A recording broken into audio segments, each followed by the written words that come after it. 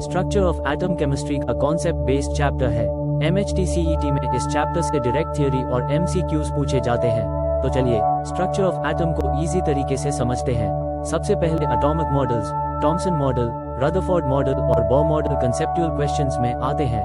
बॉ मॉडल के important points याद रखें। इलेक्ट्रॉन्स फिक्स्ड सर्कुलर ऑर्बिट्स में घूमते हैं, एनर्जी लेवल्स फिक्स्ड होते हैं और इलेक्ट्रॉन जंप करने पर एनर्जी अब्सॉर्ब या रिलीज करता है। अब quantum numbers, principal quantum number n shell को रिप्रेजेंट करता है। Azimuthal quantum number l sub shell बताता है। s, p, d, f magnetic quantum number m orbital orientation बताता है। Spin quantum number s electron spin बताता है। अब electronic configuration, Aufbau principle, Pauli exclusion principle और हंस रूल बहुत important हैं। कॉमन मिस्टेक क्या होती है?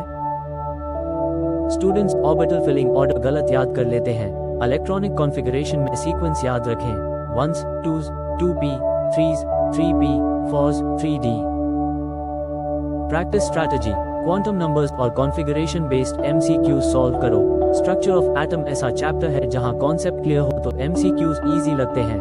अगले वीडियो में हम पढ़ेंगे states of matter, structure of atom के चैप्टर वाइज MCQs और प्रैक्टिस क्वेश्चंस के लिए विजिट करें soulshift.co.in।